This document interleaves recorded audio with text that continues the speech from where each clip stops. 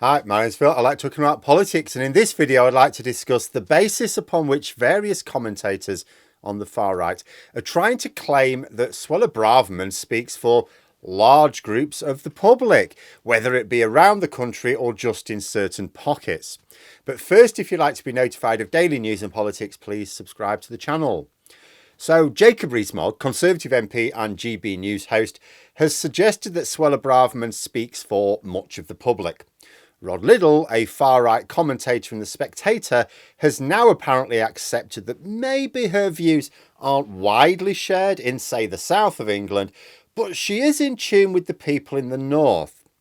Now, neither of these views seem to match up with the available evidence, however. For this, I'm going to draw on two polls in YouGov this week. The first asked people whether they thought Rishi Sunak was right or wrong to sack Suella Braverman, and the second was asking what they felt Sunak should do in response to the Supreme Court ruling against the Rwanda plan.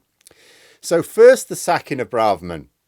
Now, it would seem strange to suggest that members of the public in support of Braverman would approve of her sacking. So in terms of public approval, if we look at this poll, we can see that 57% thought Sunak was right to sack Braverman, against just 20% thinking it was wrong. So the idea that her dismissal was somehow against general public approval doesn't seem to be supported. But then there's this suggestion from Liddle. Now, he's not suggesting that her approval is universal up and down the country. He's suggesting that, okay, she may not meet with approval in the south of England, which is where the Tory heartlands are, but she does in the north, the old red wall. Now, before turning to some evidence, it's a reasonable enough hypothesis in theory.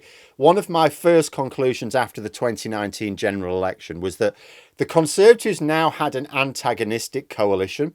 We talk about the Conservative Party and the Labour Party being a broad church, which means lots of groups who all want things that are sort of aligned with each other, but they all have different ideas about either the best way to deliver it or how far you should go. But they're sort of in reasonable alignment. The Conservative Party, since 2019, that alignment was completely thrown out. They can't even agree on the simplest thing. The onset of COVID and the push to go through with their extreme Tory Brexit held the party together for a while. But the dividing lines had to emerge at some point. The traditional Tory MPs, mostly representing the south of England and rural areas, those sort of areas that are more conservative, they're interested in small state and low taxes. But the newly captured red wall areas had won voters who weren't bothered about low taxes. They want government investment. They were all about the involvement of the state. So really, not really conservative voters. And so those MPs, if they wanted to be aligned with those voters, couldn't be real Tories. And so those MPs needed the major state intervention in order to retain their seats at the next election. It was always going to be impossible to square that circle. To deliver on the levelling up promises that the new Red Wall faction needed, you'd not only have to tell traditional Tory areas that, yeah, you'll be paying more tax for this, but that they'd be paying more tax in order to let less affluent areas compete with them. Absolute madness. And the Tories were always going to have to abandon one of these major factions. And, you always knew which one it would be if they had to choose. But in the end, you could argue they abandoned both. They have delivered the high taxes, but we didn't get the investment that goes with it. A stunning strategy, which means that they are potentially looking at a collapse at the election worse than in 1906. And let me tell you, 1906 was a catastrophic election result for the Tories. They went from winning 402 seats in the previous election down to just 156. But the point is that these different areas do want different things. And we know that the culture wars chimes more in red wall areas because these are the areas that have been let down by political decisions. So they are therefore more vulnerable to people talking about like major changes, even if those changes sound a little bit mad. However, in this case, there is no evidence to suggest that Liddle is right when discussing Braverman's representation. Because if we take that YouGov poll and we look at the regional results, we find that 58% of those in the north approved of the sacking against just 16% who disapproved. So that actually means the north of England was more supportive of her sacking than the national average. You know, approval was lower in Wales and the south of England, excluding London. So on the strength of this poll, there's no evidence for support for Braverman, either across the country in general or in any particular region. Besides, if Liddell were correct, as opposed to being spectacularly wrong, you know, as usual, he would still be effectively arguing for Braverman to be sidelined. Because if you're going to argue, oh, she's not really popular in the south, but she's in the north, it's like, well, that's a good enough reason to drop her, isn't it? When the Tories won their majority off the back of red wall seats, some took the view that they had to fight for a similar spread of seats in the following election. But this was madness.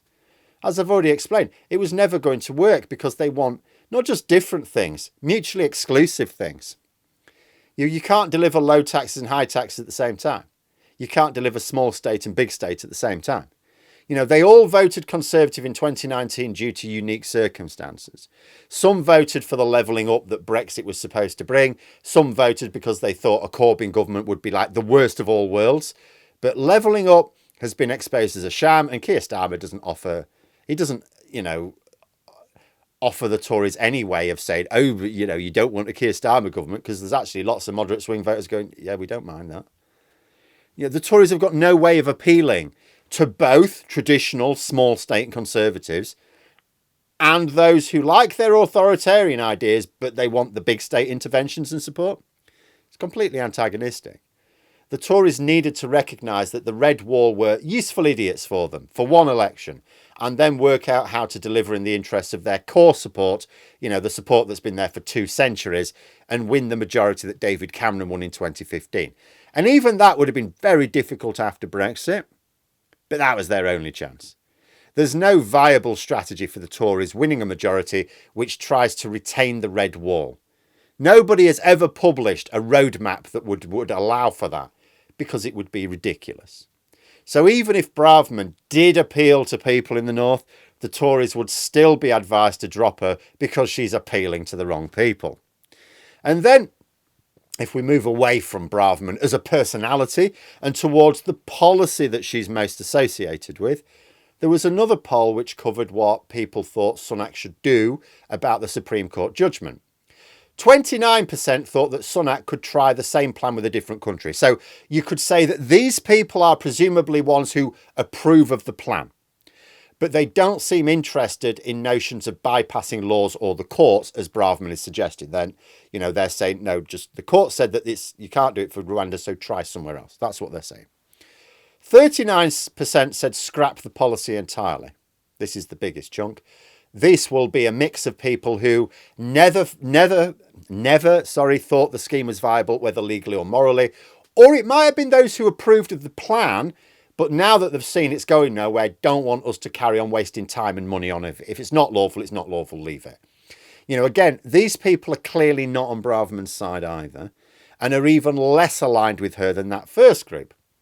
Then 14% said Sunak should do something else. Now, something else can be a bit vague, but it could easily include quite a number of those who would align with Braverman in calling for human rights laws to be abolished or the rule of law to be ignored where the courts are concerned. And not all of them will be. But taking, you know, the 2 polls together, what you're talking about is there's an absolute maximum of 20% who wanted Braverman to remain as Home Secretary, and an absolute maximum of 14% who would be willing to go along with her ideas to abolish human rights from people in the UK or those coming to the UK. And when it comes to that north-south split notion of Liddell's, you know, there's even less support for the something else in the north. Only 11% would want Sunak to do something other than the same plan with a different country or scrap the entire concept. There's simply no evidence that Braverman is personally approved of by the public or that her ideas are finding favour either.